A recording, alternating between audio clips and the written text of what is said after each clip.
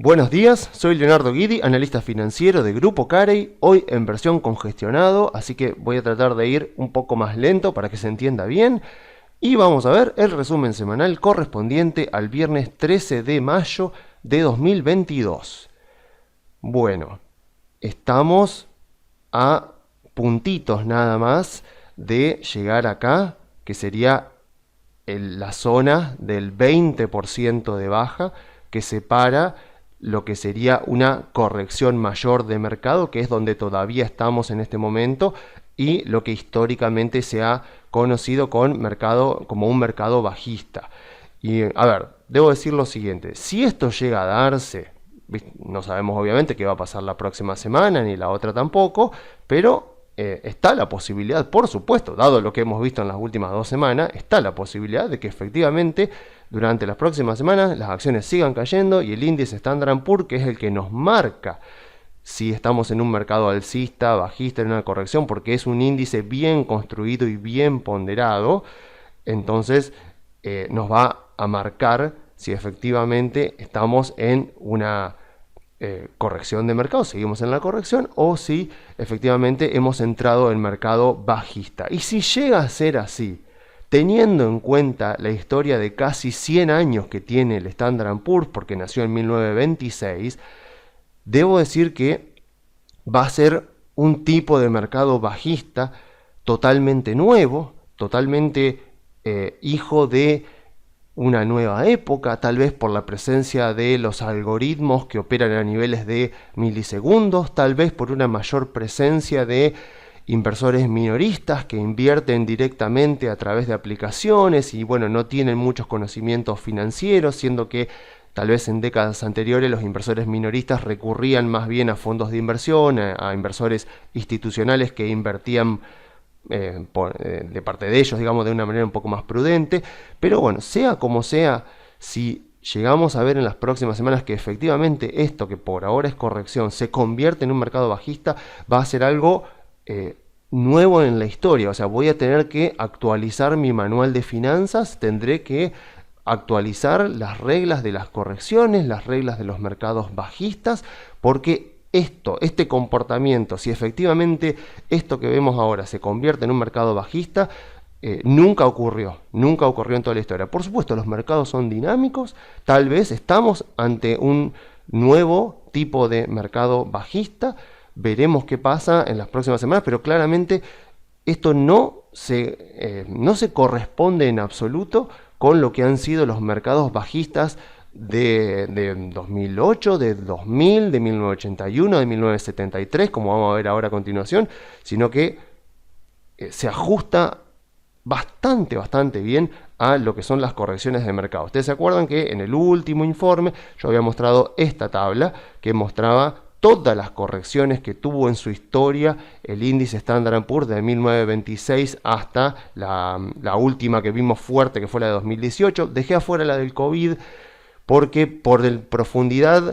tuvo la profundidad de un mercado bajista, pero por extensión duró 5 semanas, entonces es un fenómeno muy raro, como así también, como ven acá, dejé afuera la de 1987, el crack del 87, porque también fueron como dos fenómenos muy particulares que merecerían un análisis aparte, porque se salieron de todos los parámetros que podíamos considerar en la historia de los mercados financieros. Y ambos, por supuesto, respondieron a causas muy puntuales que hasta ahora, afortunadamente, en ninguno de los dos casos, ni en el del 87 ni en el del 2020, se han vuelto a repetir. Así que, bueno, son dos correcciones, mercados bajistas, como quieran llamarles, que bueno, fueron muy particulares y que no merecen ser incluidas ni en tablas de correcciones históricas ni en tablas de mercados bajistas. Entonces, bueno, acá vemos esto, ¿no? O sea, vemos lo que fueron todas las correcciones históricas del Standard & Poor's, y bueno, no se corresponde en absoluto con lo que históricamente hemos visto de los mercados bajistas, sobre todo en el tema de la profundidad de la baja y lo que tarda el índice en caer, porque históricamente, cuando vemos acá, esta por ejemplo es la crisis financiera de 2008. Lo que vemos históricamente en los mercados bajistas es que los mercados bajistas no arrancan con un golpe, no arrancan con algo así muy fuerte, algo de una baja que asusta a la gente, sino que lo peor que tienen los mercados bajistas es esto, es que arrancan suaves, van recuperando, uno no se va dando cuenta que está dentro de un mercado bajista. Esto es lo peor que puede pasar, porque cuando uno ya se da cuenta que está dentro de un mercado bajista ya han pasado varios meses y afortunadamente en muchos casos los mercados bajistas dan tiempo como para salir dentro de todo bastante bien parado, y obviamente lo peor de los mercados bajistas, como vemos acá, viene al final.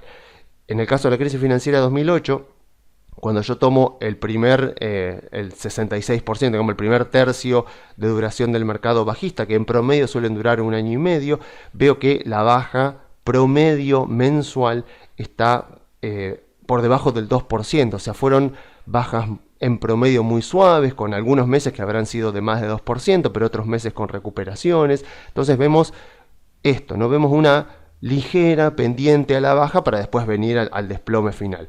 Similar a lo que ocurrió acá en la burbuja de las.com también. O sea, en la burbuja de las.com vemos también esto. O sea, la burbuja de las.com, al estar focalizada principalmente en el índice, en el Nasdaq, digamos, en las empresas del sector tecnológico, obviamente ahí pegó mucho más duro. El Standard & Poor's, justamente el índice que tenemos que usar, por estar mucho mejor ponderado, vemos esto, vemos que la baja fue bastante más suave, aunque vemos que tuvo bastante más volatilidad que la crisis financiera de 2008, porque es verdad que la volatilidad promedio diaria de los mercados financieros es mucho menor hoy a lo que era hace 10, 20, 30 años atrás. Por eso me llama tanto la atención ver esta volatilidad tan grande que estamos viendo ahora y considerar que esto es un mercado bajista. Vamos a ver, como digo, puede ser el inicio de una nueva era, de un nuevo tipo de mercado bajista, pero si yo, o sea, al no tener justamente esta información, en el caso de que esté ante algo totalmente nuevo, me tengo que basar en lo que ha ocurrido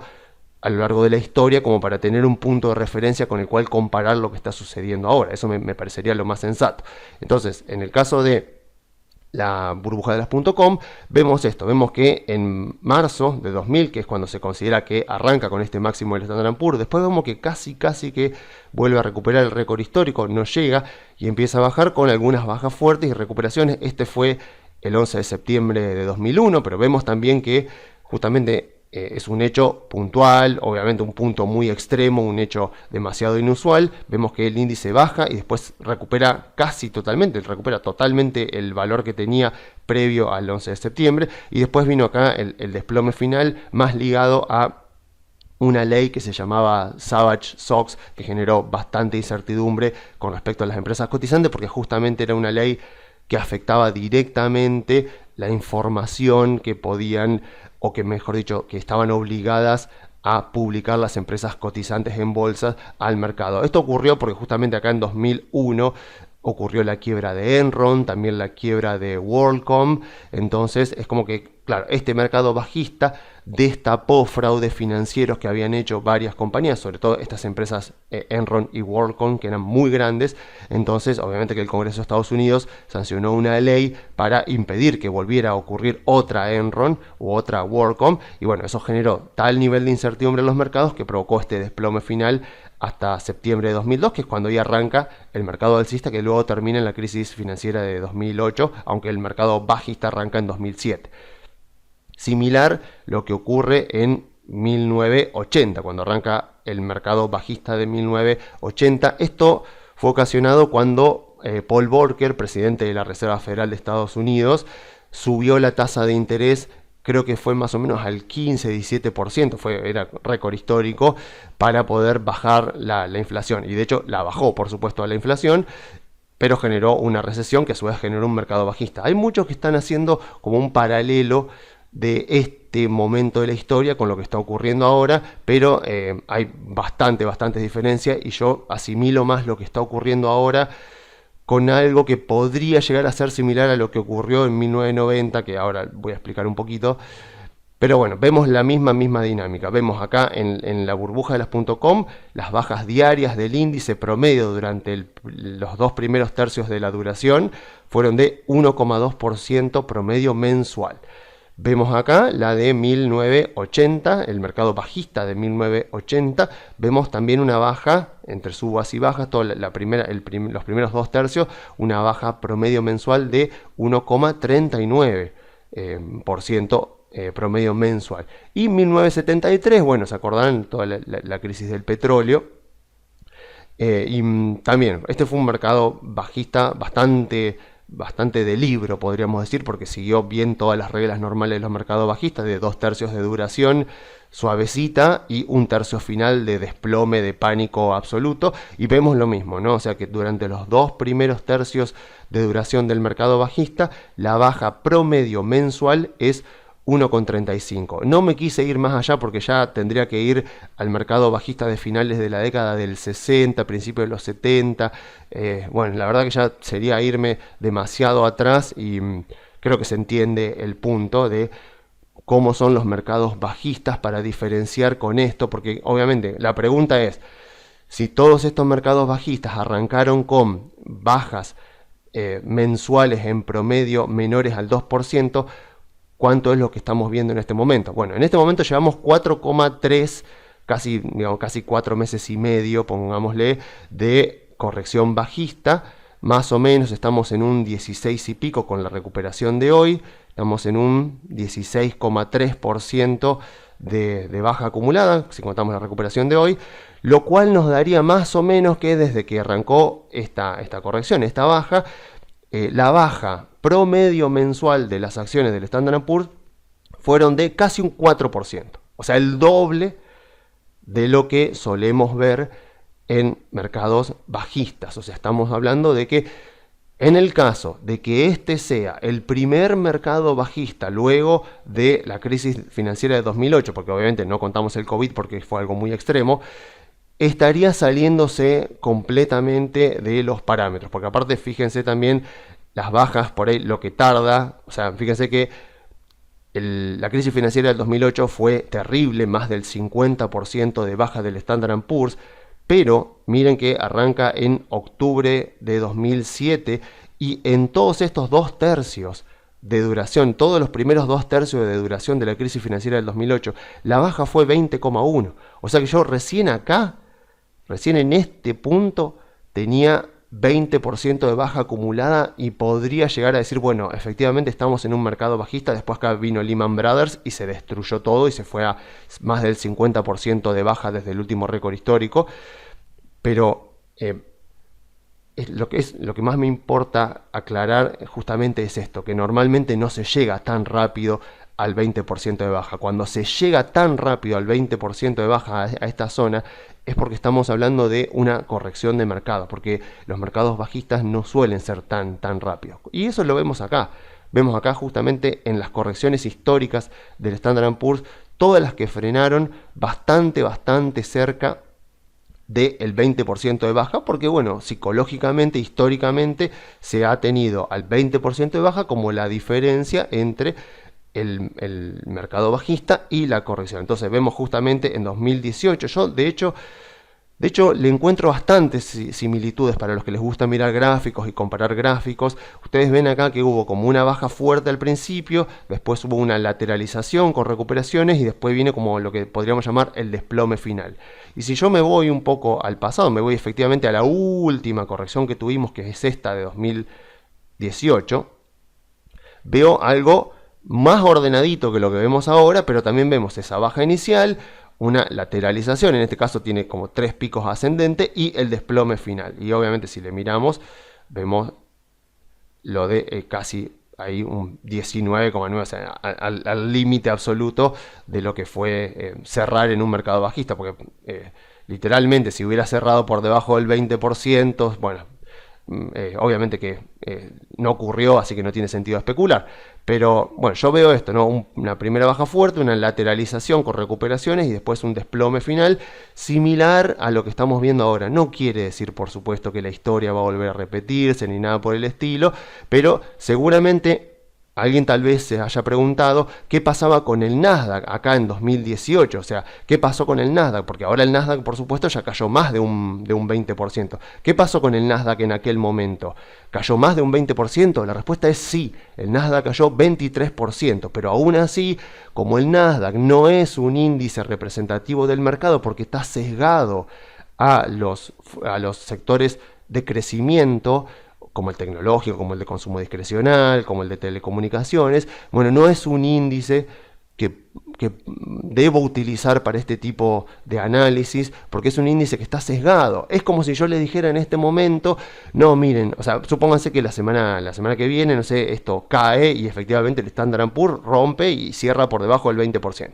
Imagínense si yo la semana que viene vengo en el informe y les digo, bueno, no estamos en mercado bajista porque el Standard & Poor's Value sigue estando por arriba del 20%. O sea, ustedes me van a decir, sos un cara dura porque estás deliberadamente eligiendo un índice que tiene sectores que han sido favorecidos en esta coyuntura, como puede ser el sector energético, por ejemplo, y entonces te estás agarrando de ese índice que está ponderado hacia sectores que han sido beneficiados por esta coyuntura para decirme, para seguir insistiendo con tu tesis de que estamos en una corrección de mercado. O sea, tendrían todo el derecho de decirme eso. Por eso justamente que hay que mantener la sensatez, mantengamos el sentido común y utilicemos el Standard & Poor's o el MSCI de Estados Unidos o el MSCI del mundo, el ACWI, que son índices que están bien construidos, que están bien ponderados y que tienen una muestra bastante representativa de todos los sectores. Entonces, bueno, eso es con respecto a lo que ha ocurrido históricamente. Vamos a ver qué ocurre, pero repito, o sea, quiero que quede bien clara esta cuestión. Si yo me voy a la historia de los mercados financieros, esto que está ocurriendo debería ser una corrección de mercado. Si no lo llega a ser y vemos que cierra por debajo del 20% y esto sigue cayendo, bueno, vamos a estar por primera vez en la historia, más de casi 100 años del Standard & Poor's, con un tipo de mercado bajista con nuevas características. Tendré que actualizar mi manual de finanzas, agregar un nuevo tipo de mercado bajista y poner esto como el primer caso histórico que se ha dado. Mientras tanto, al cierre de esta semana, esto sigue siendo una corrección similar a la que tuvimos en 2018. Muy dolorosa, como todos sabemos, porque la estamos viviendo en tiempo real, pero bueno, no deja por eso de ser una corrección. Bien, algo que me ha sorprendido, sobre todo durante las últimas 2 semanas, es que por un lado veo cada vez más inversores, sobre todo inversores minoristas, pero también institucionales, ya resignarse, podríamos decirle, y ya volverse bajistas y decir que sí, que efectivamente estamos en el mercado bajista. Y lo que veo es que al mismo tiempo que converge esta idea de que, bueno, de que estamos ahí a las puertas de un mercado bajista, también se homogeneizan las razones por las cuales esto, según lo que muchos dicen, es un mercado bajista, y todas convergen directamente a la idea de la recesión. O sea, de que Estados Unidos va a entrar en recesión, Europa tal vez también, por toda la cuestión de la invasión a Ucrania. Y bueno, lo mismo, o sea, sigo repitiendo lo que vengo diciendo en informes anteriores. O sea, no veo datos, o sea, de vuelta, ¿no? O sea, si miro la curva de tasas, nuevamente, curva saludablemente, pero muy saludablemente positiva, con casi un 2% de diferencia entre tasas largas y tasas cortas. Estamos hablando de un 2,9 contra un 0,9, un poquito menos de 2%. Pero además, cuando veo los datos económicos, los datos que se publican, sobre todo los datos más coyunturales que se van publicando mes a mes, no siguen mostrando un deterioro de la actividad económica, por lo menos en Estados Unidos y en Europa. Esta semana, o no sé si no fue la semana pasada, que se publicó el PMI, o sea, el dato que yo les he comentado en informes anteriores, que lo que marca, más que nada lo que trata de medir es la orientación, la tendencia de la actividad de las empresas. O sea, no trata de medir intensidad, sino lo que trata de hacer es decir si las empresas han tenido más actividad, o sea, han crecido, por ponerle una definición, con respecto al mes anterior. Entonces, obviamente, miran las órdenes de compra, miran los permisos de exportación, miran la cantidad de horas trabajadas, o sea, tienen como varios parámetros que van midiendo y entonces van, o sea, básicamente lo único que van mirando es si fueron mayores o inferiores al mes anterior, no si fueron mayores en un punto o en 100 puntos, sino simplemente la orientación. Entonces, es un indicador que, está bien, no nos marca qué tan fuerte es la suba o la baja, pero más o menos nos marca la orientación y permite, por supuesto, a una empresa como esta hacerlo, porque si no estarían revelando la información demasiado confidencial y muy probablemente haya empresas que tal vez sí estén dispuestas a dársela y otras empresas que en absoluto se lo darían porque lo considerarían un secreto corporativo. Bueno, esta información está gratuitamente, lo pueden buscar en Google directamente, ponen Monthly PMI May 2022 y lo van a ver. Lo que hace PMI es hacer un índice compuesto y después lo desglosa en fabricación, en manufactura y en servicio. Entonces, de esa manera va discriminando bien si efectivamente lo que está pasando es que se recupera o crecen las manufacturas, los servicios. Eso lo vimos muy marcado con el COVID, por ejemplo, donde cuando uno miraba el PMI de manufacturas, de fabricación, no veía un deterioro muy grande, pero sí en el deterioro de servicio, porque justamente lo que más afectaba el COVID eran los servicios, y cuando vimos la recuperación, obviamente, primero se recuperaron las manufacturas, la fabricación, y después, bastante después, el tema de servicio. Bueno, esto es lo que vemos acá en abril. Estamos mirando el PMI del mes pasado. Obviamente lo que vemos es una enorme baja. Que da, otra cosa que tengo que aclarar es 50 quiere decir que se mantuvo igual. Mayor de 50 en este índice quiere decir que creció con respecto al mes anterior. Y menor a 50 quiere decir que fue menor. Los datos relevados fueron menores. Digamos, la actividad de la empresa fue menor al mes anterior.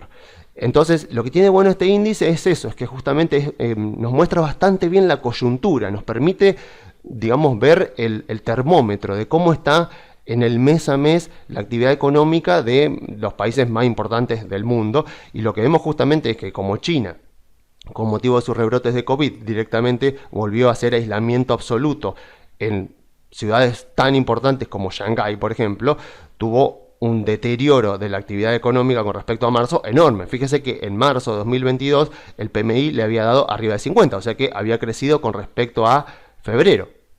Pero cuando mide abril con respecto a marzo, tuvo una baja bastante importante, porque, bueno, están varias ciudades que todavía continúan bastante bloqueadas por aislamientos absolutos, que es la forma en la que el gobierno chino ha decidido combatir el COVID, dado que su vacuna no ha sido tan efectiva como ellos lo esperaban, y parece que por alguna razón no quieren comprar vacunas como Pfizer, Moderna, así que se mantienen con su propia vacuna. Pero bueno, es una cuestión de política del gobierno chino. El resto, lo que vemos acá es crecimiento. O sea, vemos por ejemplo Estados Unidos, que creció en el mes de abril, o sea, esto obviamente no es la verdad revelada y no me va a marcar que Estados Unidos no va a entrar en recesión, pero por lo menos me está mostrando tanto en Europa como, bueno, también la zona euro y el Reino Unido también, como Estados Unidos, también están bastante bien. O sea, la actividad económica, tanto manufacturas como servicios, creció con respecto al mes anterior. Entonces la verdad que me cuesta pensar que el mercado esté correctamente descontando una recesión y que efectivamente venga un mercado bajista ligado a una recesión, siendo que los datos me están mostrando una realidad diferente. Veremos cuando salga a fin del mes el Leading Economic Indicator, que lo he mostrado también en informes anteriores, a ver qué dice. Pero cuando voy al desglose, está muy bueno este informe, porque además describen, hacen como un pequeño informe explicando qué es lo que ellos vieron. Y bueno, vemos esto, ¿no? Vemos acá el PMI de manufacturas y vemos que Estados Unidos, en cuanto a fabricación de productos tangibles, podríamos decirle, vemos un verde fuerte. Y acá vemos que cuando es verde fuerte dice mejorando a una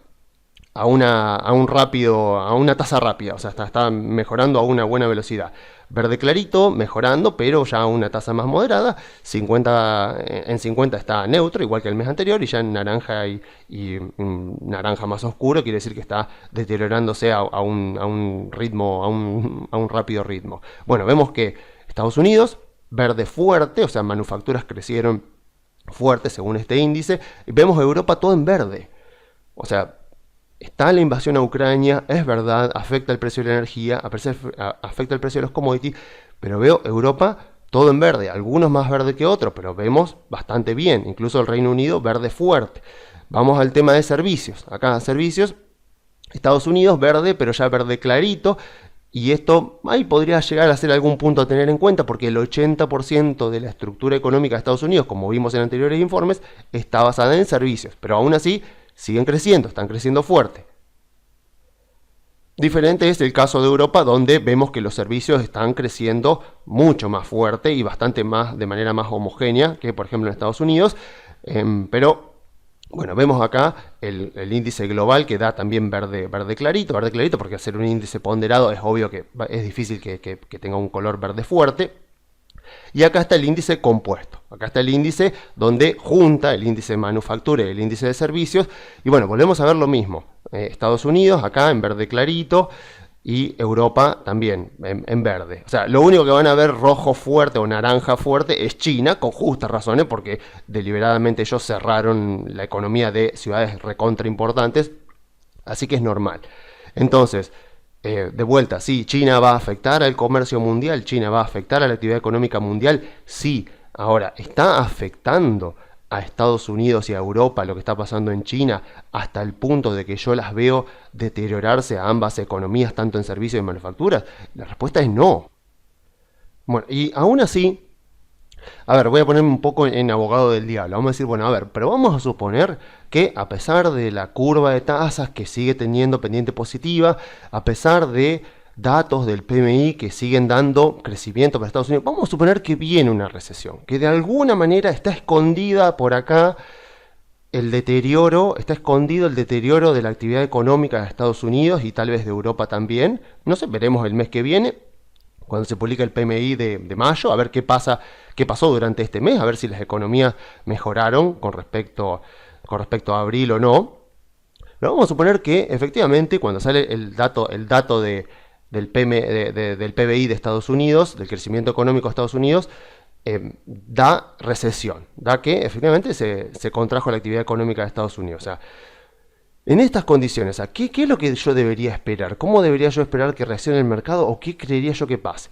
Yo, en ese sentido, si de verdad tengo que pensar que se viene una recesión, tengo que pensar que tiene que ser algo bastante similar a lo que ocurrió en 1990. O sea, en 1990 hubo una leve recesión que le tocó a George Bush padre, que estaba en la presidencia de Estados Unidos en ese momento. Fue una leve recesión que después le costó la presidencia, porque bueno, a menos que te toque una recesión en tu primer año como presidente, después ya si te toca una recesión económica, ni que hablar en el cuarto año, pero si te toca en el tercero y tal vez en el segundo, te puede costar la presidencia porque ya la gente te asocia justamente a un fracaso económico, a que el país estuvo en recesión durante tu presidencia. Bueno, eso fue lo que provocó la llegada de Clinton y los 8 años de Clinton en la Casa Blanca. Pero si yo miro, digo, bueno, esto que veo acá es la curva de tasa, o sea, es la tasa del bono a 10 años menos la tasa de los fondos federales de la Fed. Quise hacer la tasa de los bonos a 10 años menos la tasa de los bonos a 3 meses, que es la que suelo mostrar en todos los informes, pero la base de datos de la Fed solamente me muestra esta tasa, la tasa a 3 meses, me la muestra hasta 1985. Y yo quería mostrarla un poco hasta 1970. Vieron que yo les decía que puse el mercado bajista de 1973 y que ya si tenía que irme un poco antes, tenía que mostrar los mercados bajistas ya de la década del 60, porque justamente la década del 70 arranca con una recesión. Entonces, la recesión a la que yo me estoy refiriendo es justamente esta, la de 1990, que es esta recesión que se ve acá, sombreada en gris, que están marcadas las recesiones. Esta recesión de 1990 fue la que le cuesta después a Bush la presidencia, y esta recesión, a pesar de que estuvo anticipada por una inversión de la curva, como vemos acá, tasa de 10 años menos la tasa de los fondos federales de la Fed, que sería la tasa de más corto plazo que existe en Estados Unidos.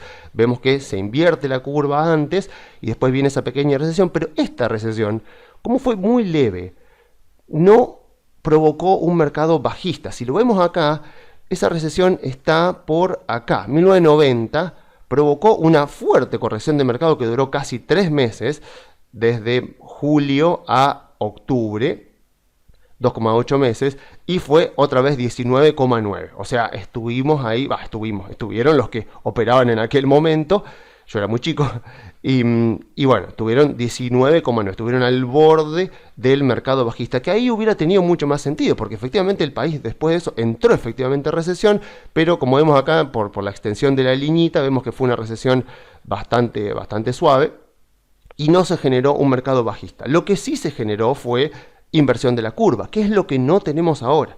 Obviamente que acá está la pequeñísima recesión económica, pero fuerte, del COVID. Vemos también que en 2019 la curva, vemos acá que se había invertido, pero repito lo que decía en otros informes, o sea, decir que la inversión de la curva predijo esta recesión sería lo mismo que decir que esta inversión de la curva predijo el COVID, lo cual sería, no sé, digamos, de mala persona decir eso, porque no fue así. Lo que sí nos está diciendo esta inversión de la curva es que de no haber acontecido el COVID en 2020, podría ser que ese año hubiera sido el último del mercado alcista iniciado en 2009. Pero bueno, vino el COVID, lo cambió todo, así que vemos esto, ¿no? O sea, creería yo eso, que en el caso de que efectivamente venga una recesión económica, por los datos que yo estoy viendo y por la curva de tasas y por los datos del PBI que veíamos en informes anteriores, que mostrábamos que al desglosar el PBI veíamos que en el primer trimestre del año tanto el consumo como la inversión en Estados Unidos crecieron.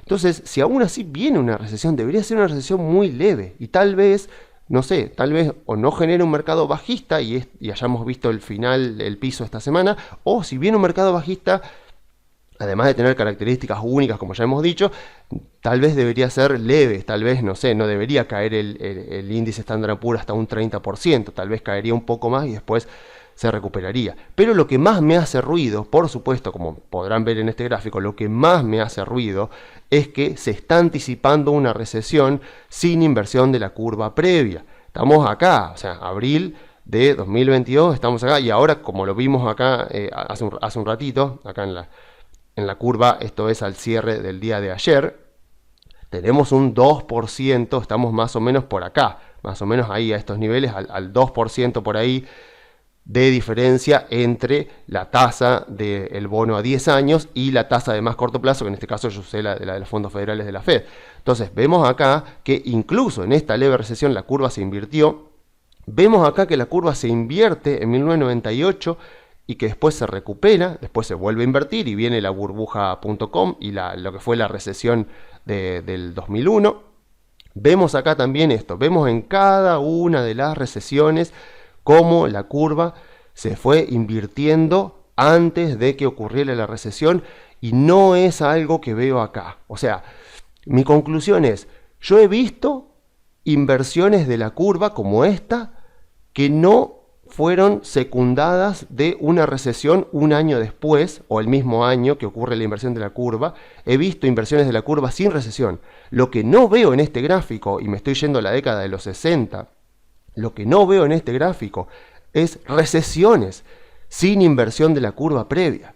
Entonces, de vuelta, si la razón por la cual mucha gente está justificando que estamos en un mercado bajista, que esto va a seguir bajando, es porque pronto nos daremos cuenta que Estados Unidos entró en recesión, de vuelta, va a ser un caso único en la historia. O sea, por primera vez en la historia voy a ver un gráfico acá con una recesión en Estados Unidos que no ha sido precedida por una inversión previa de la curva de tasas entre las de largo plazo y las de corto plazo. Bueno, y para cerrar con esta parte, un comentario final, porque esta semana como que al ver la reacción de tantos inversores de resignación y de pesimismo, sinceramente me parece que hay algo que me hace ruido, y es que, bueno, si efectivamente estamos acá a las puertas de un mercado bajista, creo yo que va a ser entonces el mercado bajista más publicitado, mencionado, anticipado y anunciado de toda la historia. Porque están todos hablando, sobre todo en Twitter, en redes sociales que se prestan más para la discusión financiera. Es muy notorio cómo ha caído el sentimiento, o sea, ya de por sí que venía negativo, ya casi es como de resignación, diciendo, bueno, listo, estamos en un mercado bajista. Y obviamente eso por definición no debería ocurrir en los mercados financieros. Porque, a ver, por puro sentido común, o sea, si todos estamos pensando que el mercado irá en una dirección, entonces eso se descontaría anticipadamente los precios y el mercado entonces comenzaría a hacer lo contrario. Así que bueno, nuevamente, lamento ser repetitivo, pero capaz que estamos ante un nuevo caso de un mercado que se mueve exactamente en la dirección en la que la mayoría cree que tiene que moverse. Porque realmente es notorio ver cómo va cambiando el sentimiento de muchos que tal vez tenían esperanza hace varias semanas y siento ya que se repiten y se multiplican cada vez más los comentarios de resignación, gente que está asumiendo pérdidas, que está, bueno, vendiendo ya sus CDRs, está, no sé, pasándose, no sé, a bonos con ser, a obligaciones negociables, y bueno, la verdad, a ver, si tenían CDRs de buenas empresas que están ganando dinero, que encima tuvimos los balances hace un par de semanas que mostraron que están ganando dinero y que siguen creciendo, y aún así las vendieron simplemente porque cayó de precio. Bueno, es una picardía, es una lástima, la verdad, porque si salen a vender empresas simplemente porque han caído de precio, porque esa es la única razón, y porque creen que van a seguir cayendo de precio, obviamente porque creen que están en un mercado bajista, pero hace 2 semanas la empresa publicó un balance, y el balance dice que están creciendo, que los márgenes de rentabilidad vienen bien, que el mercado se está expandiendo, que la industria se está expandiendo. Bueno, claramente la sensatez, el razonamiento me está diciendo lo contrario con respecto a esa empresa de lo que me está diciendo el mercado. Entonces, más que resignación y vender, termina siendo una oportunidad de compra. Pero bueno, entiendo yo que en estos momentos la sensatez y la racionalidad no es lo que más está guiando a las decisiones de los inversores. Así que bueno, pasemos ahora a la inflación brevemente, que se comunicó esta semana. La inflación, o sea, vino, bueno, ya lo hemos comentado, o sea, abril, o sea, ahora mayo, que se publicó la inflación de abril, era bastante probable que, bueno, como pasó acá, que empezáramos a ver el pico de la inflación interanual, porque abril del año pasado fue el primer mes que vino con inflación alta. Entonces, los problemas que había con la inflación interanual de los meses anteriores era que dividían contra un número muy chico, porque para calcular el porcentaje de variación anual, lo que yo tengo que hacer es el valor del índice de hoy dividido el valor del índice del año pasado menos 1. Y bueno, como el valor del índice del año pasado estaba como muy deprimido porque la inflación alta empezó en abril, los números interanuales nos daban altos. Ahora que empezamos a dividir con un número más grande, vemos que parecería que la inflación tocó un pico. Aún así, calmemos un poco las expectativas, o sea, todavía queda todo el tema de China, queda toda la invasión a Ucrania, que bueno, siempre las guerras son un fenómeno bastante caótico, no sabemos para qué lado se va a decantar. Por ahora sigue bastante bien lo que el mercado está suponiendo que va a ocurrir, pero digamos, tal vez no veamos a la inflación volver a acelerarse en Estados Unidos, pero sí lo que deberíamos esperar es que la baja, la convergencia hacia una inflación del 3% o por debajo del 3% sea más lenta de lo que pensábamos en diciembre, cuando todavía Rusia no había invadido Ucrania. ¿Por qué? Bueno, porque los precios de la energía pueden seguir manteniéndose altos, porque los precios de los alimentos pueden seguir manteniéndose altos, básicamente por la incertidumbre de la guerra y por no saber si puede llegar a escalar, porque no sabemos qué es lo que va a hacer Putin. Entonces, como para concluir rápidamente esta parte, la idea sería esa. Tal vez hemos visto la máxima inflación interanual de Estados Unidos, que a partir de ahora va a empezar a bajar, pero esa baja debería ser más pausada de lo que pensábamos hace unos meses atrás, porque este tema de la invasión de Ucrania va a provocar que todavía haya precios que tengan fricción a la baja, digamos que, o sea, todos los, más que nada los precios de la energía, de los alimentos, que les cueste un poco más converger. Entonces la baja hacia el 3% se espera supuestamente para fin de año, pero tal vez sea un poco más lento. Pero aún así ya es una buena noticia ver lo que parecería ser el techo máximo de la inflación interanual de Estados Unidos. Así que veremos qué pasa de acá en adelante. Bueno, pasando ahora a la parte didáctica del informe, lo que quiero volver a recalcar es que estamos pasando por un momento clave en nuestro aprendizaje como inversores, porque bueno, estos son los momentos que demuestran si de verdad tenemos lo que hay que tener para ser inversores en acciones o no. Y es muy importante que analicemos cómo nos estamos sintiendo emocionalmente, porque nos guste o no, esto va a volver a pasar. En algún momento va a volver a pasar esto. O sea, si ustedes invirtieron después del COVID, arrancaron a invertir después del COVID, no vivieron 2018, no saben lo que fue esos 3 meses y un poquito más de baja, que casi llegamos al 20%, y sobre todo lo que fue la última parte de diciembre, que fue un desplome impresionante. Si arrancaron después del COVID, obviamente tampoco vivieron el COVID, pero el COVID merece un capítulo aparte, al igual que la crisis de 1987. Pero es muy importante que nos analicemos emocionalmente qué nos está ocurriendo en este momento, cómo estamos pasando esto, para que sepamos si somos capaces de tolerarlo, porque si no, lo mejor para nuestra salud es invertir en otra cosa. Así que hoy más que nunca, si no queremos sufrir por lo que está pasando con nuestros portafolios, cuando vemos cada semana cómo cae el valor de nuestro portafolio, a ver, mi sugerencia es aplicar nuevamente la filosofía de Peter Lynch. O sea, busquen videos de Peter Lynch en YouTube. O sea, lo que les va a decir es eso.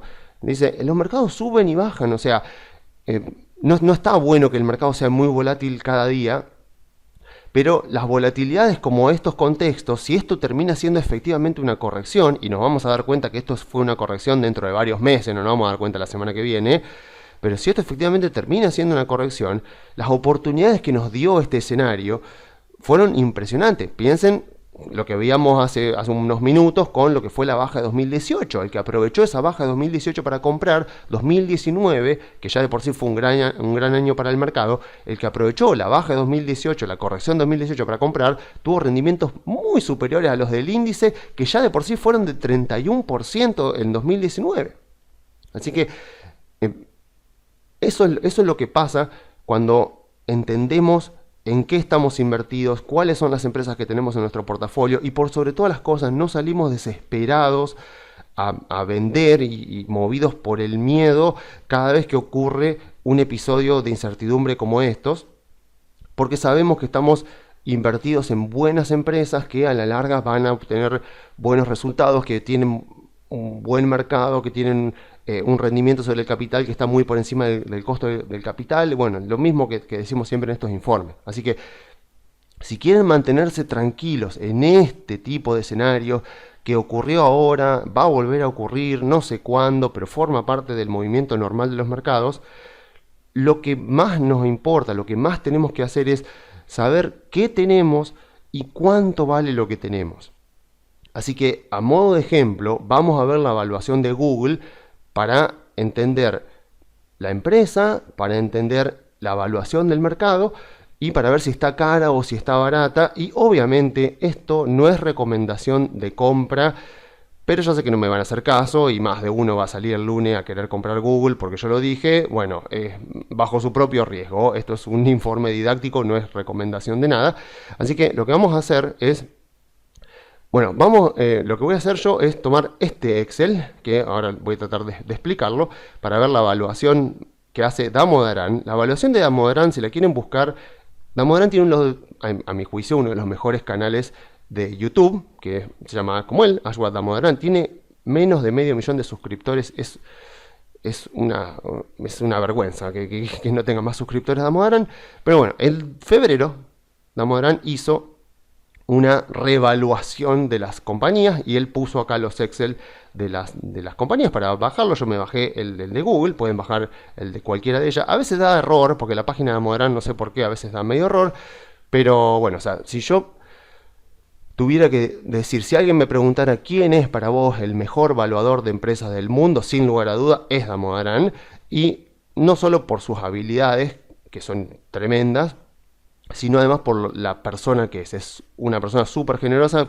Tal es así que si ustedes van acá a su canal de YouTube y van a la parte de listas de reproducción, acá tienen entero el curso de evaluación de empresas. Son 29 videos, o sea, está entero. O sea, el curso que él da en la Universidad de Nueva York, por el cual hay personas que pagan decenas de miles de dólares para poder asistir a esta clase, él lo pone acá gratuitamente, todas las clases, fíjense que son más de 1 hora cada clase, todas las clases con las diapositivas, así que creo yo que es la mejor forma, por lo menos yo aprendí a evaluar empresas de esta manera. Obviamente que sí o sí necesitan saber inglés porque las clases están en inglés y los subtitulados, a lo sumo está el subtitulado automático que hace YouTube, que está en inglés.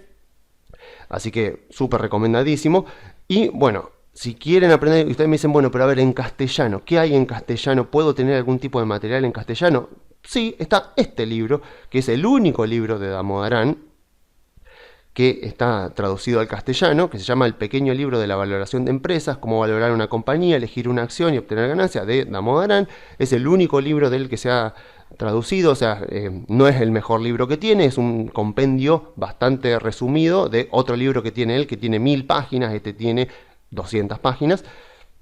Pero bueno, acá tienen todo. Básicamente quieren aprender a evaluar una empresa, o mejor dicho, quieren entender la evaluación de una empresa, porque tal vez esto o sea, sirve para que uno haga su propia evaluación, pero antes de largarse uno a hacer su propia evaluación, tiene que leer muchas evaluaciones, o sea, leer. Y acá Damodaran, por suerte, él ha evaluado Tesla, ha evaluado Twitter ahora, cuando Elon Musk la quiso comprar, hizo la evaluación de Twitter, que está acá también dentro de su canal, pero fíjense la dimensión que tiene aprender a evaluar una empresa. Son 28 clases de la persona que más sabe del mundo sobre evaluación de empresas, o sea que no es un tema pequeño, es un tema extenso, muy extenso como vemos acá, y bastante complejo. Pero si quieren aprender a evaluar compañías, bueno, este es el libro recomendado. Este libro, junto a este Excel que tiene la evaluación de Google, lo que yo hice fue subirlo nuevamente a una de estas páginas donde se pueden compartir archivos. Se meten ahí y van a encontrar tanto el libro de Damodaran como el Excel de la evaluación de Google, cosa de que si ustedes no están de acuerdo con la evaluación que yo estoy haciendo de Google, la pueden modificar y ver sus propios valores, lo pueden hacer libremente. Así que eso con respecto a el aprendizaje de evaluación de empresas. Es extenso, es difícil, es complejo, así que bueno, paso a paso, paciencia, no es algo fácil. Y con respecto a los balances, ¿dónde consigo balances precisos, bien hechos y gratuitamente? Los consigo en esta página que se llama Ticker, T-I-K-R, que la dirección web es app.ticker, así tikr.com. Antes usábamos Coifin, pero esta página tiene muchas mejoras con respecto a Coifin. Obviamente que tiene su versión gratuita y su versión paga. Nosotros estamos usando acá la versión gratuita, que nos muestra, creo que 2 años al pasado nada más, lo cual nos alcanza y nos sobra, porque para valorar una compañía lo único que necesitamos es principalmente el último año. Y en todo caso, si queremos saber cómo venía la compañía 5 años atrás, lo vamos a buscar directamente a la página web de la empresa. Buscamos el 10K o el 10Q, los documentos que presenta los estados financieros, y ya está. Pero en esta página lo que nos permite hacer es esto. Yo acá puedo copiar todo esto al portapapeles, pegarlo en un Excel y ya me pega todo esto ya con este formato. Así que me ahorra un montonazo de trabajo que Coifin no me lo ahorraba. Entonces vamos a usar de ahora en adelante, siempre que veamos alguna evaluación, vamos a usar esta página, que es muy buena. Bueno, para comenzar, obviamente no puedo hacer acá una evaluación completa de una compañía. Ya vieron lo que es el curso de Damodaran para aprender a evaluar empresas, menos lo voy a poder hacer yo en un video como esto. Así que lo que pongo primero este es el lienzo del modelo de negocio de Google. Si ustedes quieren entender el modelo de negocio de Google según mi propio análisis subjetivo, es esto. Pausan el video y lo leen. Pero básicamente Google, a ver, todos sabemos, Google tiene la página web más visitada del mundo, el buscador de Google. Ahí tiene un monopolio casi exclusivo, salvo por la parte de China. Tiene un monopolio casi exclusivo. Básicamente no tiene competencia. Tiene además el navegador web más utilizado del mundo. Ahí hay un oligopolio con Safari, con Firefox, el de Microsoft ni lo cuento, pero ahí hay como un oligopolio. Y obviamente también tiene un duopolio con respecto al sistema operativo de celulares, porque obviamente está el Android con la Play Store, y en la Play Store Google gana bastante dinero, así como Apple gana dinero con la App Store. Ahora está también el sistema operativo de Huawei, para hacerle un poco de competencia, pero creería yo que tanto las empresas como los gobiernos van a preferir seguir utilizando Android, y obviamente Apple va a utilizar el iOS. Así que también, o sea, Google tiene un duopolio, y son estructuras de mercado que se acuerdan que hemos visto en informes anteriores, las diferentes estructuras de mercado. Son estructuras de mercado difíciles de romper y que les permiten a las empresas que están formando parte de ese duopolio, por ejemplo, en cuanto a sistema operativo de celulares, les permite obtener rendimientos bastante altos, porque bueno, básicamente no tienen competencia y es muy difícil entrar a ese mercado. O sea, obviamente que lo está intentando China con Huawei, pero digamos, quitando esto, que ahí hay un esfuerzo gubernamental obviamente para crear un sistema operativo, porque Huawei tiene, creo que más del 90% de la participación accionaria de Huawei era del Partido Comunista Chino a través de diferentes entidades.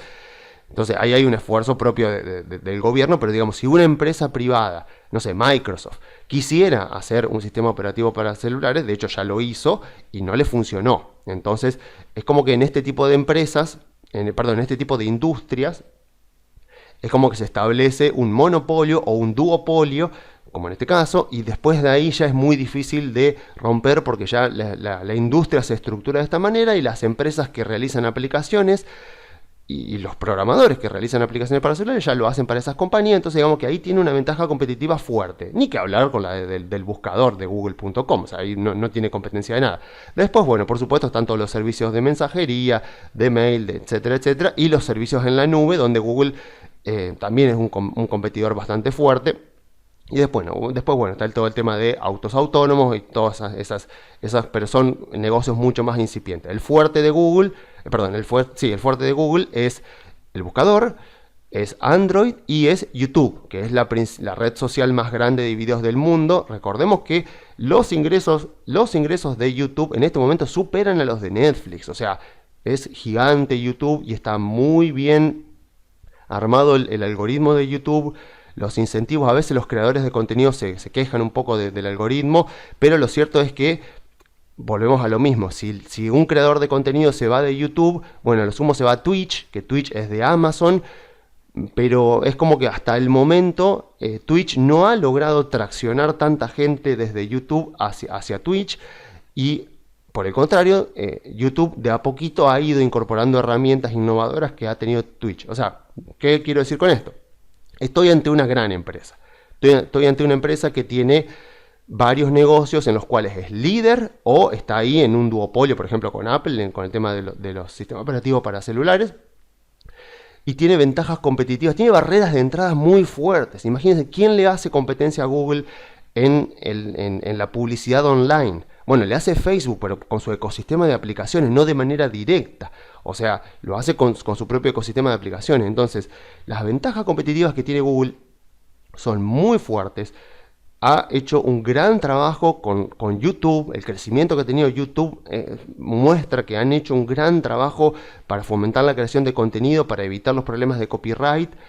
Y con los sistemas operativos de celulares lo mismo. O sea, ha hecho un gran trabajo con la tienda de aplicaciones. Y hoy por hoy, por supuesto, es el sistema operativo de celulares más utilizado del mundo, el Android. Así que estamos hablando de una gran empresa. Así que vamos a ver los números. Bueno, entonces, estos son los LTM, que sería Last 12 Months, o sea que sería el acumulado de los últimos 12 meses. A ver, estamos hablando al 31 de marzo de 2022. La empresa, con el último balance presentado, viene creciendo al 37% interanual. Esto es pasado, por supuesto. Uno me podría decir, bueno, pero ahora se viene la recesión. Ok, aguantemos un poquito. Pero vemos que, por lo menos hasta el 31 de marzo, vemos a una empresa creciendo mucho, con márgenes de rentabilidad muy fuertes. O sea, vemos acá al 37% de crecimiento interanual. Y vemos acá esto es lo que más me importa, además del crecimiento. Márgenes de rentabilidad que no solo son del 30, sino que han venido creciendo. Vemos acá con respecto a 2020 cómo fueron creciendo los márgenes de rentabilidad y ahora se han estabilizado en 30%. Entonces, para arrancar mi evaluación, yo tengo que proyectar tanto beneficio operativo como márgenes de rentabilidad, como inversiones de capital, o sea, todo lo que sería inversiones para mantenimiento de la compañía, para el crecimiento de la compañía y por supuesto el costo de capital.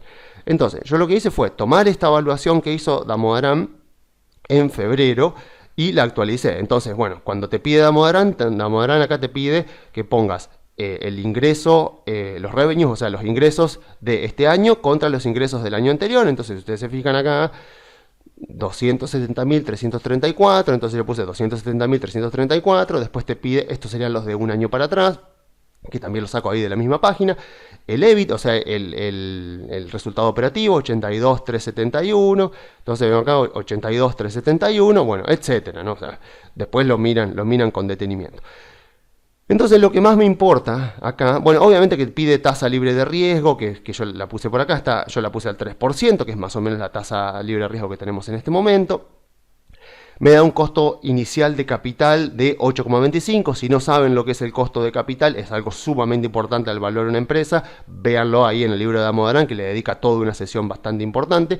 Y lo que me importa a mí es esto. O sea, toda evaluación es una opinión. No nos olvidemos. No existe algo como el valor justo de la compañía. O sea, no existe el valor justo de la compañía. Yo no puedo decir que Google está barata porque el valor justo de la compañía es mayor a lo que está ahora. Porque no existe algo como objetivamente hablando el valor justo de la compañía. Existe el valor que para mí tiene la compañía.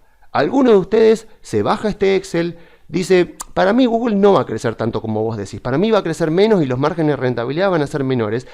Y ya está. El valor justo para ustedes va a ser otro diferente que para mí. O sea, no existe un consenso, digamos, de los inversores como para decir, no, el valor justo de Google en este momento es este. No, existe el valor subjetivo que cada uno de nosotros le da a la compañía en base a la historia que cada uno de nosotros se cuenta a sí mismo sobre cómo será el valor de la compañía. Bueno, en mi caso, recuerden que partíamos de un crecimiento del 37% y márgenes de rentabilidad del 30%. Entonces yo dije, bueno, dada la situación, vamos a hacer una evaluación conservadora.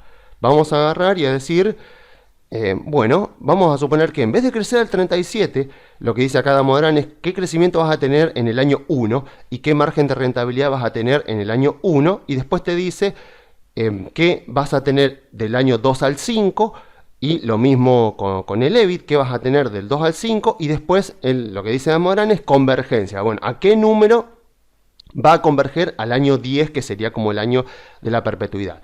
Entonces yo lo que hice acá fue hacer una evaluación conservadora, decir, bueno, en vez de crecer al 37 anual, va a crecer al 30 el año que viene, o mejor dicho, de aquí a los próximos 12 meses, y después va a crecer al 25%, o sea, mucho más conservador de lo que está teniendo ahora.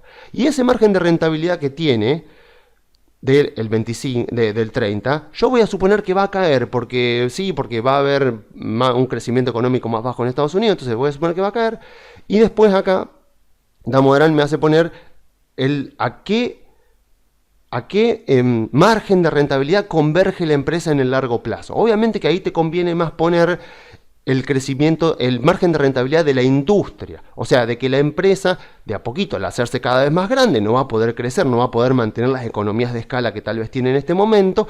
Entonces se va a volver un poco menos eficiente por el propio tamaño de la compañía, porque va a ir creciendo a estas tasas que le estoy poniendo yo.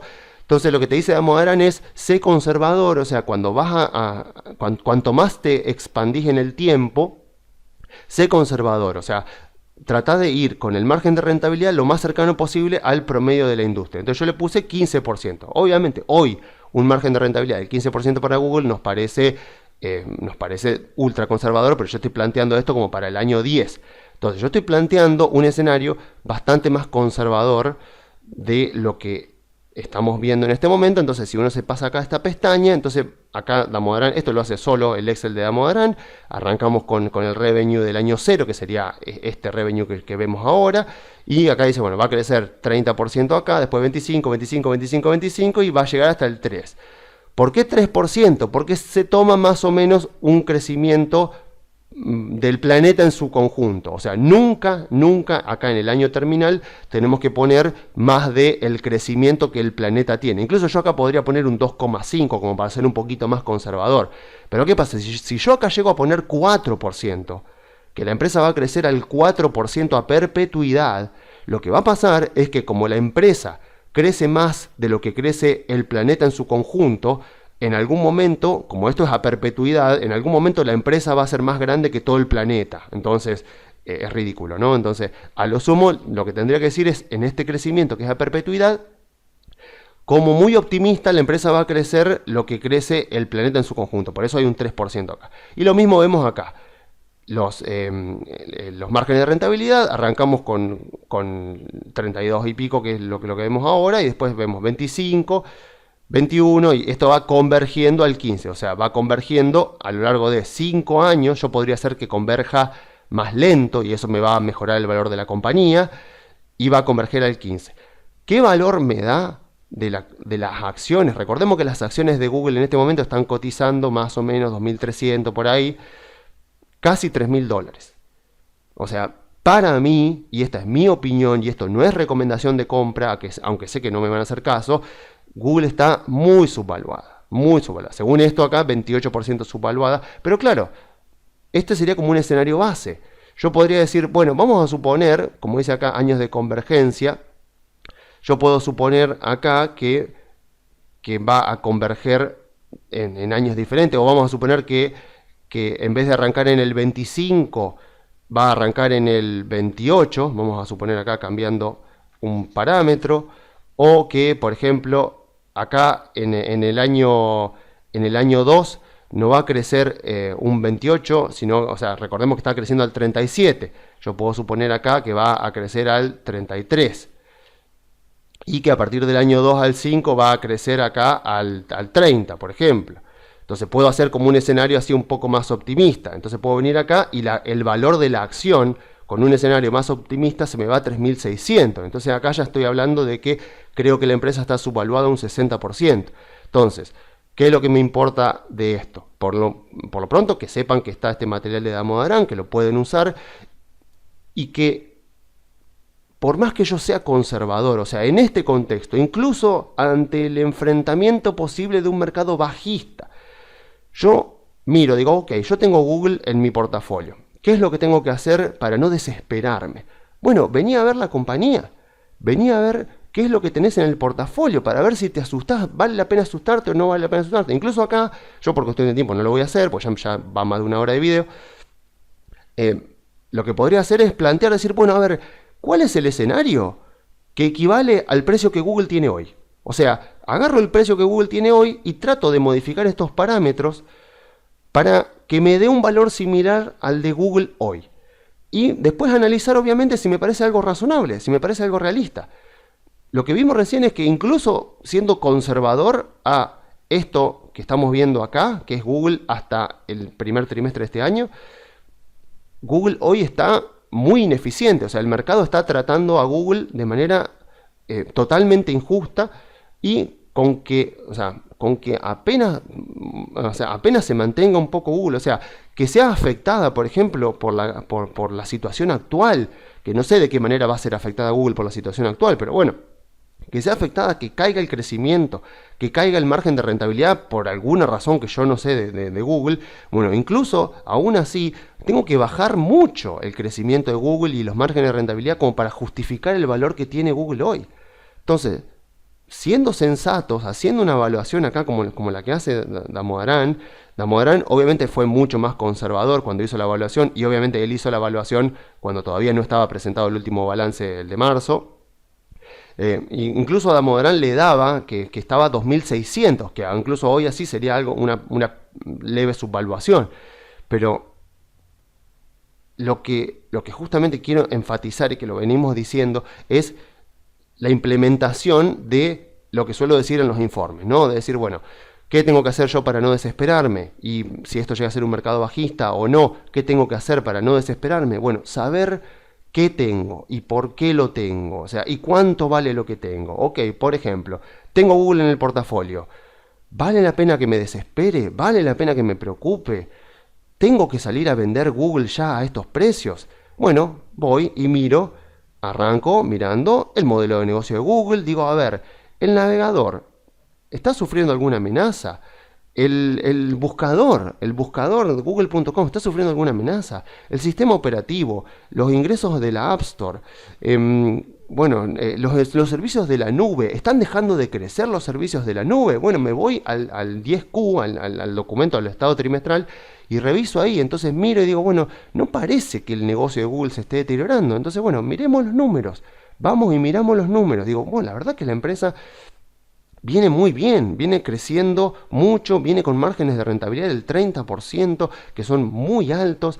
Obviamente, si la inflación la afecta, cuando la inflación afecta a las empresas, en general se nota en un deterioro de los márgenes brutos de rentabilidad. Así que vamos a ver los próximos balances de Google para ver si le afecta acá. Porque claro, si la inflación le afecta, quiere decir que los costos suben más rápido que los ingresos. Entonces vamos a ver un deterioro acá de los márgenes brutos de rentabilidad. Obviamente todavía es muy temprano para ver si le ha afectado, por ahora no, pero vamos a ver el próximo balance. Pero no parecería que sea una empresa que sea especialmente vulnerable ante la inflación que está sufriendo Estados Unidos. Entonces, tengo esta información y bueno, me vengo al Excel, que tengo el Excel de Damodaran por suerte a disposición, y empiezo a modificar todos los números para actualizar la evaluación a lo que yo creo que puede pasar y a un escenario. Puedo usar un escenario pesimista, un escenario base y un escenario optimista, y hacer 3 escenarios. O sea, un escenario optimista que sería, va a seguir igual que ahora, 30% de margen de rentabilidad, 37% de crecimiento, 35% de crecimiento. Un escenario base como el que yo mostré, algo más conservador, 30%, 25% de margen de rentabilidad convergiendo al 15%. Y un escenario pesimista diciendo, bueno, no, el crecimiento va a bajar al 20%, los márgenes de rentabilidad en vez de converger al 15% van a bajar al 10%. Y entonces ahí puedo ver un escenario pesimista, a ver hasta dónde podría llegar a caer la compañía. En mi opinión, obviamente, cuando tomo mis escenarios, veo que Google, incluso siendo conservador, es una empresa que está barata. Entonces, en este contexto, donde la gente pierde la cabeza y se desespera, yo al menos con respecto a Google, pero también les diría que pasaría lo mismo si hiciera este tipo de ejercicio con Facebook, con Amazon, ni que hablar con Amazon, con Microsoft por supuesto también, y con Apple también. Entonces, yo creo que esa es la mejor estrategia para no perder la cabeza en este contexto. Obviamente requiere esfuerzo, requiere de lectura, de leerse este libro, por lo menos, de ser posible el otro libro, pero eso ya es mucho más académico. Si saben algo de inglés, hacer este curso de Damodaran, pero lo mismo es un curso que tarda mucho en hacerse. Pero los resultados son eso, o sea, los frutos que da esto es que terminás tranquilo porque sabés qué es lo que tenés. Y si esto se convierte en un mercado bajista y las acciones siguen bajando, bueno, vamos a ir viendo los próximos balances, iremos actualizando nuestras valuaciones y ahí iremos viendo a ver si efectivamente Google sigue estando barata como la vemos ahora, o si efectivamente ocurre algo que no hemos visto y que el mercado sí vio. Y efectivamente la acción debe estar cara en este momento. Yo no lo veo. Trato de buscarle, ponerme en abogado del diablo y tratar de ver qué justificación puede tener una persona que venda Google en este momento con algún tipo de justificación y no por el simple hecho de que el mercado está cayendo, que es una justificación bastante pobre, pero no la encuentro. O sea, no encuentro alguna razón sensata para salir a vender este tipo de empresas de muy buena calidad simplemente porque el mercado está cayendo. Porque cuando empiezo a mirarlas y miro el negocio de la compañía y planteo un escenario futuro conservador, veo que como mínimo, para mí, en mi opinión, vale $3.000 la acción de Google. Entonces digo, para mí es una oportunidad. Y obviamente, eso no quiere decir que esto vaya a subir inmediatamente, porque de hecho Damodaran, cuando hizo el video de febrero, compró Amazon y compró Facebook, porque las dos, la evaluación que él hace de las dos compañías le da barata. Imagínense cómo le está yendo a Damodaran, le está yendo mal, Pero ¿creen ustedes que él vendió las acciones? En absoluto, él no las vende porque está convencido de la evaluación que hizo y sabe que el market timing no existe, así que uno hace la evaluación, mira, plantea los escenarios y si le gusta el precio, compra y después simplemente tiene que hacer lo más difícil de todo, que es esperar, tener paciencia y no andar moviendo el portafolio solamente porque el mercado está cayendo, porque el hecho de que el mercado esté cayendo no implica que sea una orden para salir a comprar o a vender, porque eso no garantiza que el portafolio nuestro va a estar mejor después de comprar o de vender que antes. Bueno, y por último, ya para cerrar de una vez por todas, recuerden que yo siempre digo, o suelo decir en los informes, que las acciones se mueven descontando las ganancias que el consenso del mercado cree que van a tener las empresas durante los próximos 12 a 24 meses, pero eso por supuesto es durante mercados alcistas.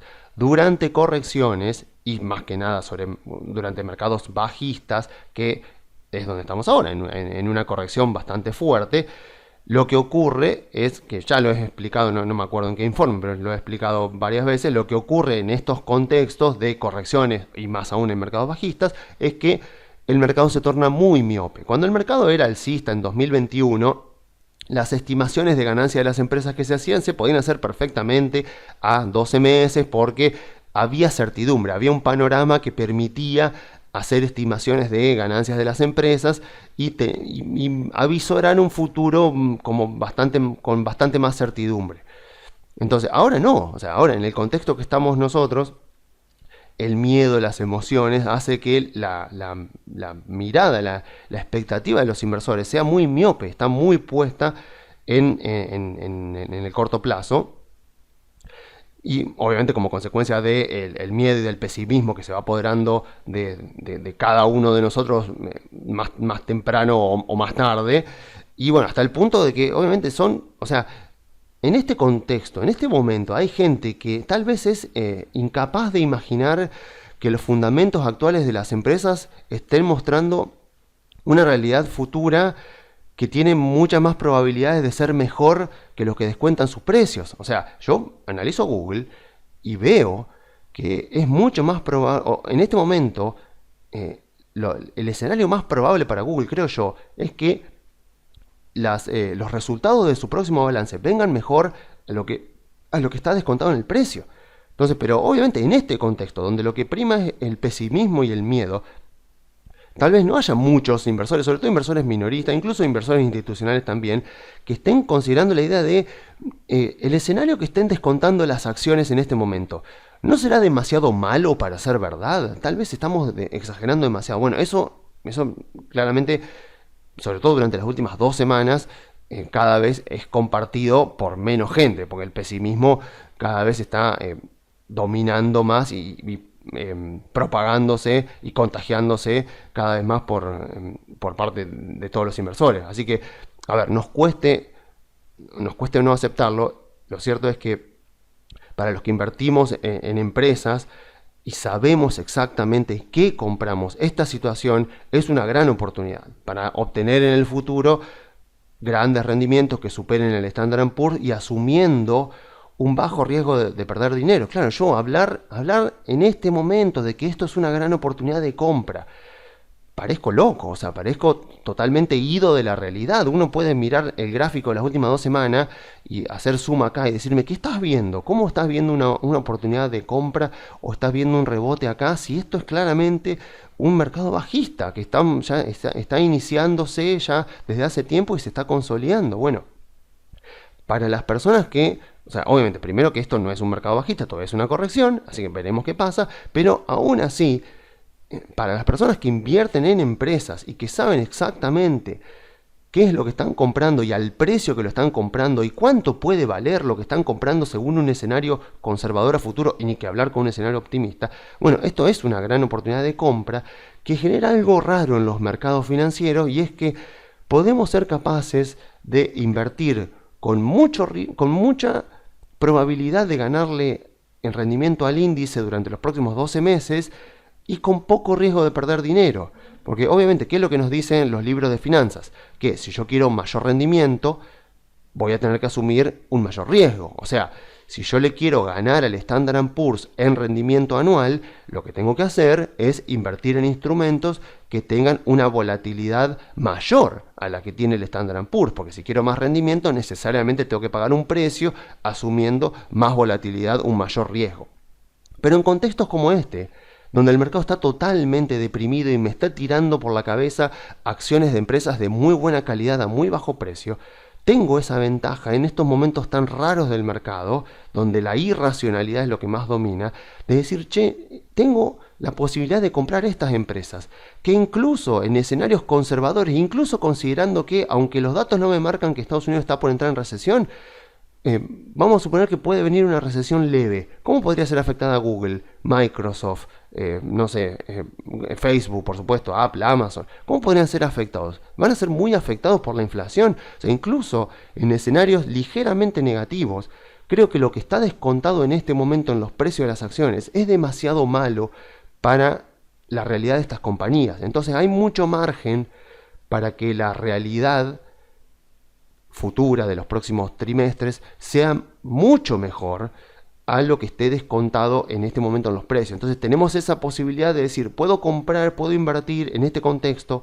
Obviamente eso no quita que tal vez la semana que viene arranque un mercado bajista y esto siga cayendo, pero al menos haciendo un análisis sensato como el que pudimos haber hecho hoy con Google, por ejemplo, yo hago ese análisis y digo, bueno, invierto y sé que si yo invertí en esta compañía, entiendo la compañía, entiendo lo que vale la compañía en un escenario conservador y veo el precio al que la compré, las probabilidades de ganar dinero durante los próximos 12 meses con esta compañía es muy alta, porque el precio de las acciones en algún momento va a seguir a las ganancias, y las ganancias de Google vemos que son bastante buenas, y ni que hablar las de Microsoft, las de Apple, las de Facebook y las de Amazon están un poquito ahí, pero siguen siendo excelentes compañías. Pero en este contexto yo puedo decir eso, puedo decir, compro estas compañías, la probabilidad de ganar dinero e incluso de ganarle al índice durante los próximos 12 meses aumenta por el precio al que la estoy comprando, y la probabilidad de que termine perdiendo dinero y dentro de 12 meses el precio de Google, por poner el ejemplo de este video, esté más bajo de lo que está ahora, es muy baja. Entonces tengo una posibilidad de decir qué probabilidad hay de que Google dentro de los próximos 12 meses esté más abajo de lo que está ahora.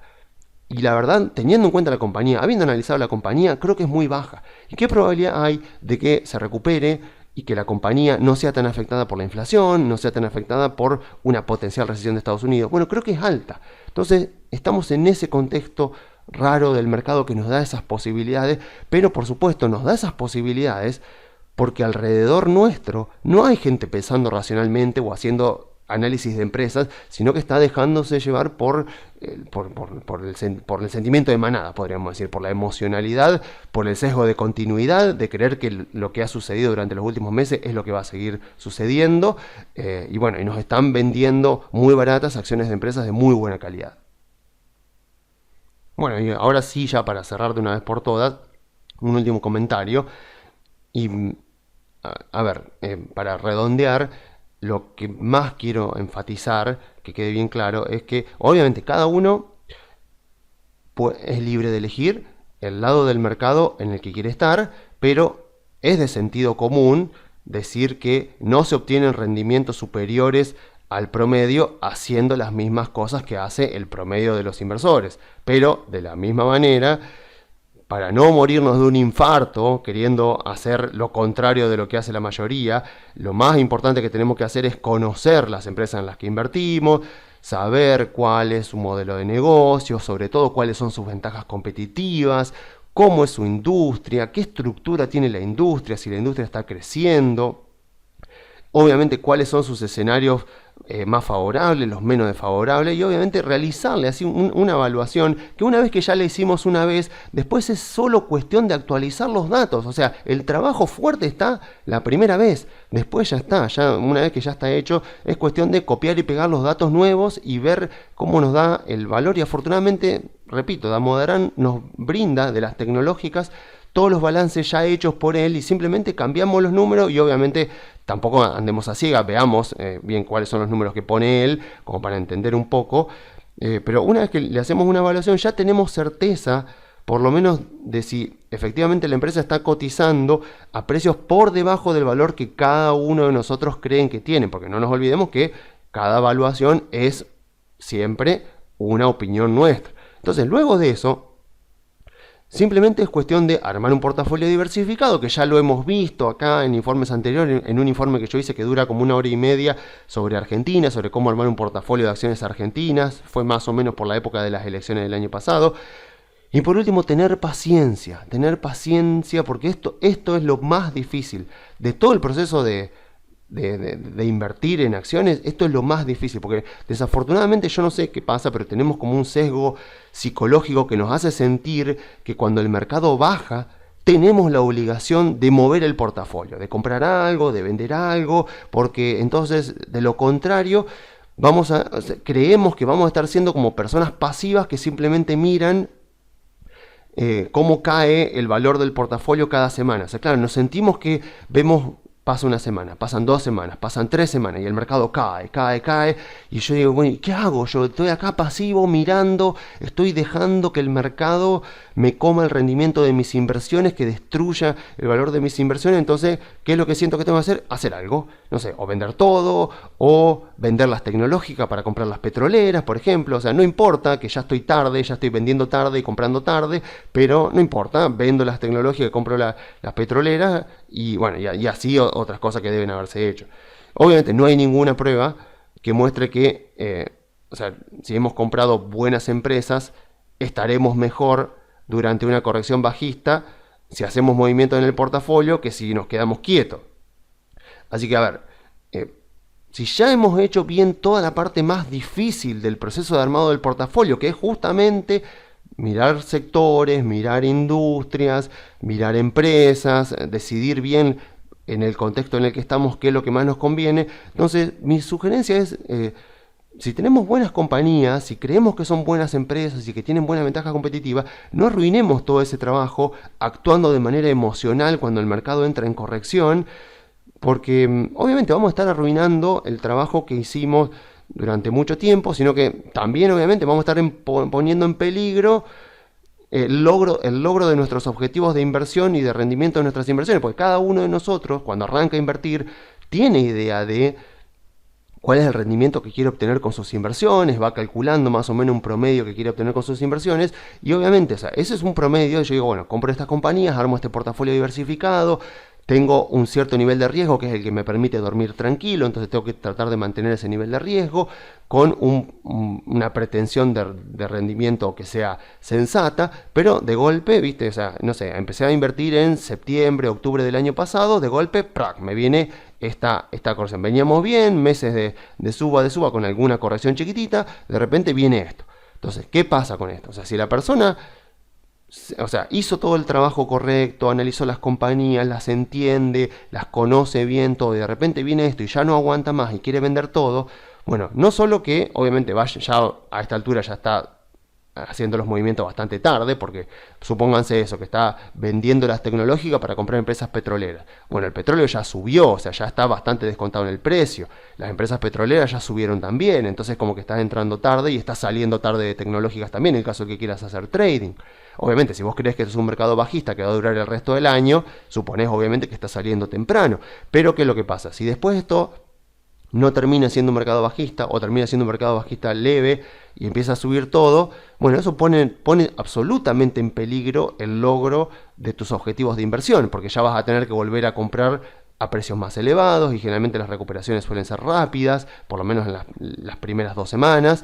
Entonces eso ya pone en peligro tu proceso de inversión. O sea, la idea es que uno le gusta una filosofía, si le gusta un tipo de análisis, arma una estrategia con un tipo de análisis, arma un portafolio. Yo particularmente sugiero, porque me encanta el método top-down, me parece el más sensato de todos, y una vez que armás el portafolio, bueno, a menos que ocurra algo muy grave o muy diferente a lo que vos esperado, el portafolio se mantiene y en todo caso vas utilizando la liquidez para ir reforzando las empresas que más te gustan del portafolio. Pero no se supone que tires toda la basura y que hagas algo diferente cuando ocurre este tipo de cosas, porque claramente nunca vas a poder cumplir tus objetivos de inversión haciendo eso, porque vas a estar tirando completamente el plan y arrancando desde cero, siendo que el mercado tranquilamente, uno nunca sabe, ¿no? Uno nunca sabe qué es lo que va a pasar. Yo me baso en los datos históricos, en los mercados bajistas que hemos visto en este video, en las correcciones que hemos visto en este video. Digo, bueno, si esto efectivamente es un mercado bajista, será la primera vez en su historia que ocurra un mercado bajista de estas características. Si no es y es una corrección, esto habrá sido una excelente oportunidad de compra para los que aprovecharon para comprar empresas tecnológicas, por ejemplo, pero solamente vamos a saber que es una corrección dentro de un par de meses.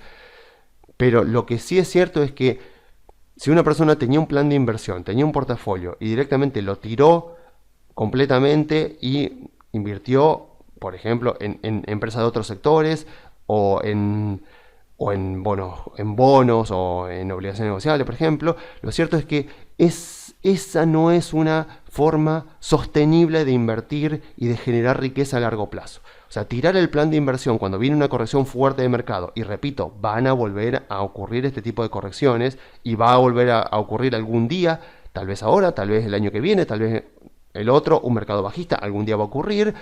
Entonces, si uno tira el plan de inversión y hace otra cosa completamente diferente cada vez que ocurren este tipo de movimientos, bueno, lo más probable es que no logre obtener los rendimientos que anhela de sus inversiones, porque lo que gana en un momento lo va a terminar perdiendo cuando termine resignado y sintiéndose mal y enojado porque cayeron mucho las inversiones y las vende y se pasa a otro instrumento, y después el mercado de acciones, por ejemplo, se recupera y vende el otro instrumento que le dio una renta chiquita porque supongamos que era algo más conservador, pero obviamente cuando vuelve a comprar acciones ya las vuelve a comprar más alta, entonces ya entra más tarde, bueno, y así, ¿no? Y así, o sea, andar saltando, andar moviendo el portafolio de inversión así constantemente es una manera muy efectiva de no lograr cumplir a largo plazo con los objetivos de inversión, así que traten de evitar eso. Armen un plan de inversión, fíjense cuáles son los instrumentos cuyo rendimiento y riesgo se ajustan perfectamente a su personalidad, porque yo puedo decirle compren CDR y ustedes tal vez son personas conservadoras, por lo tanto los CDR no son para ustedes, o tal vez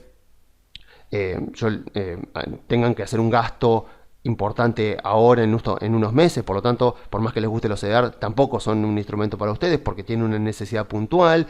Entonces, lo importante es que cada uno arme un plan de inversión diciendo, bueno, ¿cuál es el rendimiento promedio anual que me gustaría obtener de mis inversiones?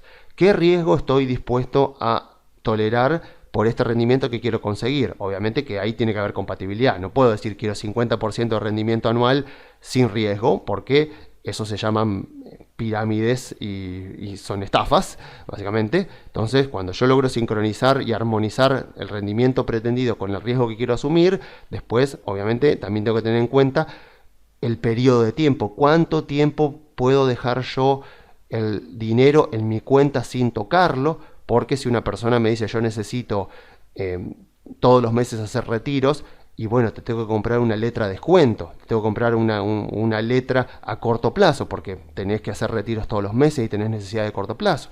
O una persona que me dice, mira, este es mi plan para mi jubilación, yo pretendo tenerlo esto más de 10 años, fenómeno, listo, vamos directamente con CDRs y por favor no me cambies el plan de inversión cada vez que viene este tipo de movimiento porque siempre van a venir. Lo importante es que si compramos buenas compañías, ya sabes que a largo plazo esto va a andar muy bien.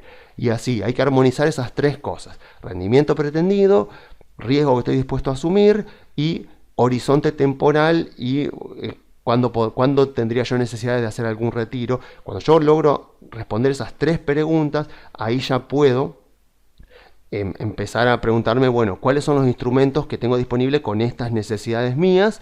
Y a partir de ahí ya vemos los instrumentos, vamos descartando. Generalmente si una persona, como ya les decía, me dice, esto es mi jubilación, yo pretendo 10 años como mínimo para mantener esto, o 5 años como mínimo para mantener esto, o incluso 2, 3 años como mínimo, vamos directamente a acciones de Estados Unidos.